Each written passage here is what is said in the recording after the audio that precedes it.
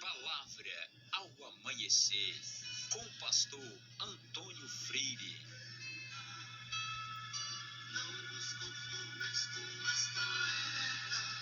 Aleluia.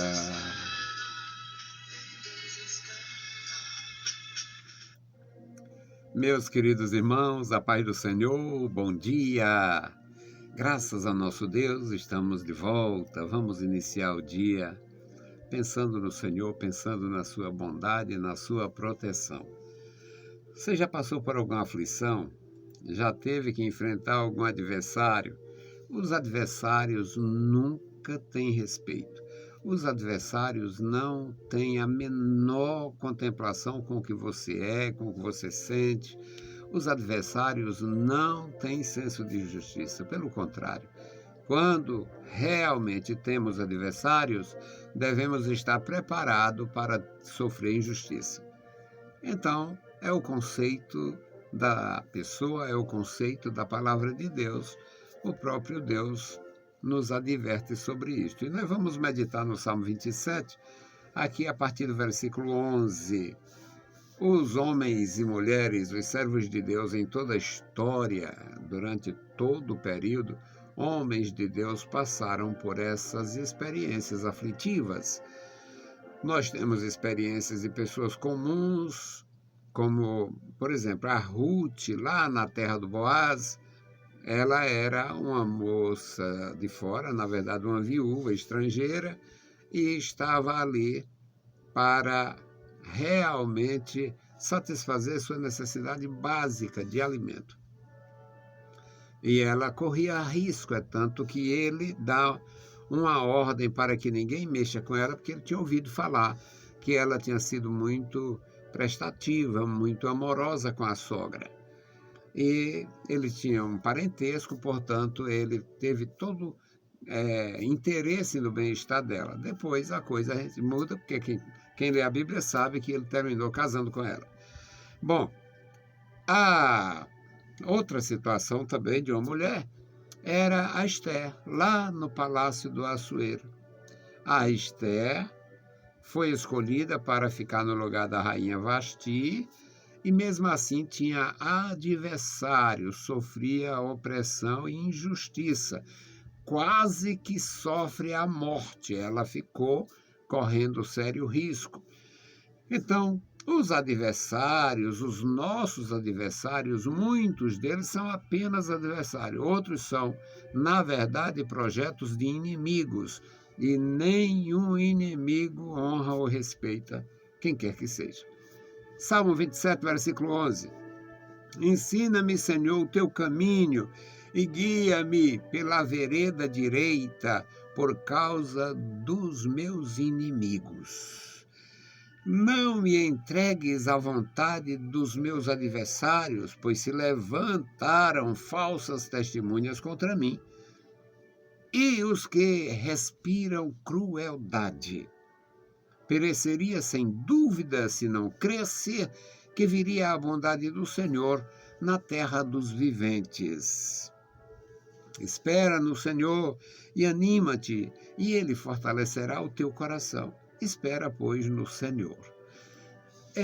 Eu mencionei 2 casos de 2 mulheres, uma pobre que não tinha o que comer e a outra que era a rainha. Como era rainha num país estrangeiro, ela foi escolhida numa espécie de concurso. Ela, quando seu povo fosse descoberto, quando a sua origem racial se tornasse conhecida, ela poderia sofrer terrivelmente. É tanto que o tio, como era experiente e muito macerado no sofrimento e nas perseguições antissemitas, ele disse: não declare a ninguém o teu povo, não fale a respeito do teu povo, da tua raça. E ela participou do concurso, tudo muito bem, tudo aparentemente legal e normal, mas ela, se ninguém soube até ali, não seria ela que ia dizer que era uma judia que pertencia ao povo de Israel. O tio mesmo recomendou, para evitar perseguição, injustiça e estas manifestações dos adversários. Aqui o salmista está consciente de que é necessário permanecer na presença de Deus, e ele diz: ensina-me, Senhor, o teu caminho, guia-me de uma forma sensata, guia-me de uma maneira que eu receba toda a instrução do Espírito, para que eu não sofra por precipitações, eu não venha facilitar o trabalho do inimigo. Muitas vezes as pessoas facilitam o trabalho do inimigo. Tem pessoas que parecem estar à altura de tentar o diabo. Nós precisamos ter cuidado, precisamos andar direito. O salmista diz: ensina-me, Senhor, o teu caminho. Todo o caminho do homem pode aqui, ali e acolá apresentar tortuosidade. O caminho de Deus nunca, jamais apresentará tortuosidade. O caminho de Deus é perfeito.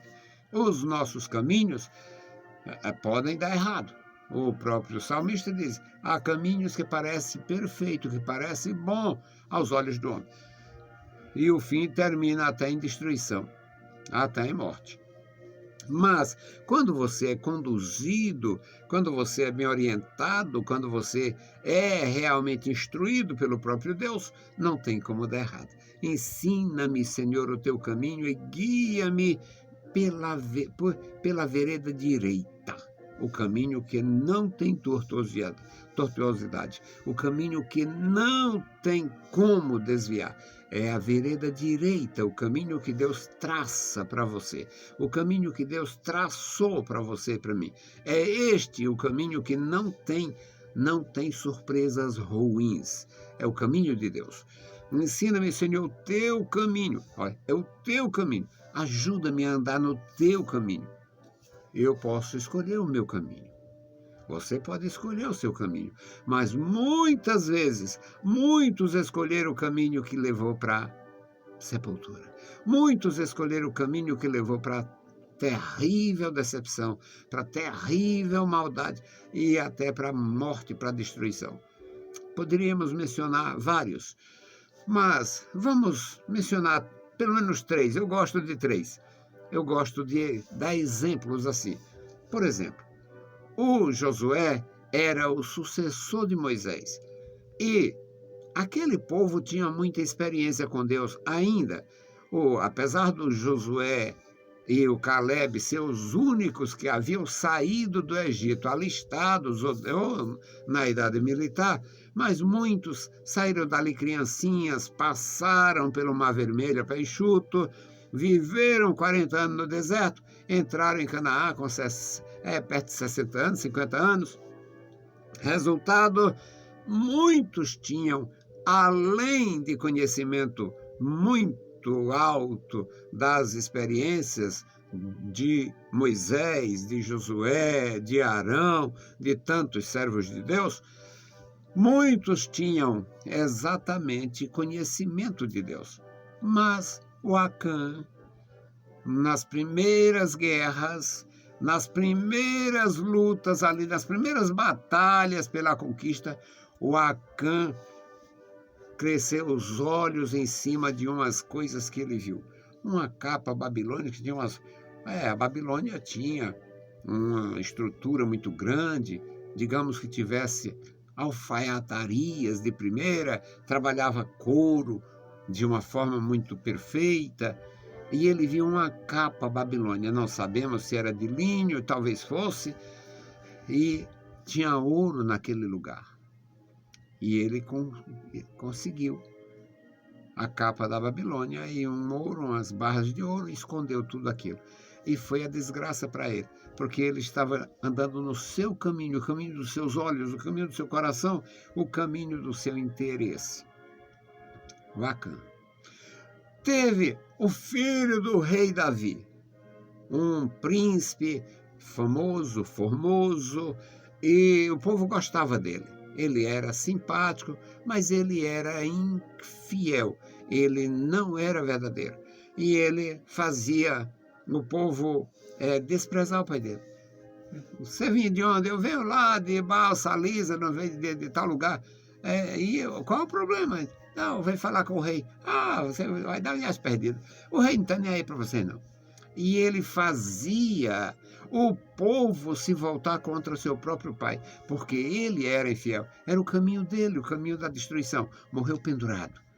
Morreu pendurado. Morreu prematuramente. E quantos aconteceu? Aconteceu com quantos? O Geazi, o secretário do profeta Eliseu, quando ele viu aquele presente do Naamã, do general Naamã, ele, mas esse meu profeta, esse meu senhor é muito, minha abestado, esse Eliseu, minha abestado, não receber isso aqui. Aí criou uma história, fez arranjou lá umas desculpas, mentiu para o Naamã, mentiu para o profeta Eliseu e ficou leproso. Aqui o salmista disse: ensina-me o teu caminho. Se você for andar pelo seu caminho, você pode se perder. Se eu tivesse escolhido o meu caminho, eu não estava com a idade que eu estou, no serviço que eu estou, servindo a Deus como eu estou, apesar de mim. Então, meus queridos irmãos, é necessário servir o Senhor. Ensina-me, Senhor, o teu caminho e guia-me pela vereda direita, por causa dos meus inimigos. Todo mundo tem adversários e até inimigos. Não me entrega à vontade dos meus adversários, pois se levantaram falsas testemunhas contra mim, e estes respiram crueldade. Eu pereceria sem dúvida se não acreditasse que veria a bondade do Senhor na terra dos viventes. Espera no Senhor. Espera no Senhor, anima-te, Ele fortalecerá o teu coração. Continue esperando no Senhor. Deus abençoe você, Deus te abençoe de uma forma grandiosa, gloriosa, que você seja uma benção e ande no caminho de Deus. Se procurar outro caminho, pode dar errado. A maior possibilidade é de haver perdas. Mas no caminho de Deus, ganha-se. Ganha-se confiança, segurança, a proteção divina e o descanso eterno. Deus abençoe, meus amados irmãos. Nós vamos suplicar a bênção de Deus. Voltando, fazendo o nosso o ciclo da oração novamente, orando pela irmã Marta Menezes e o irmão Antônio, orando pela família. Bendito o Senhor. Pai Santo, Pai querido que estás nos céus, nós te louvamos, te exaltamos, bendizemos e agradecemos pela tua bondade. Obrigado, Senhor, pela tua mão estendida sobre a igreja, dá graça aos meus irmãos, manifesta o teu poder, nos dá, Senhor, sabedoria, discernimento para andar no teu santo caminho. Abençoa, meu Senhor, os nossos amados irmãos, crianças, jovens e adultos. Guarda, meu Senhor, toda a tua igreja. Agora te apresentamos, Pai, a irmã Marta e o irmão Antônio, toma em tuas santas mãos, dá saúde aos teus servos, dá graça, te louvamos, meu Senhor, por eles, pela vida deles e a ajuda deles do teu trabalho. Amado Pai, guarda os meus irmãos e os seus familiares. Em nome de Jesus Cristo, nós te pedimos. Amém. Meus queridos irmãos, a paz do Senhor e bom dia!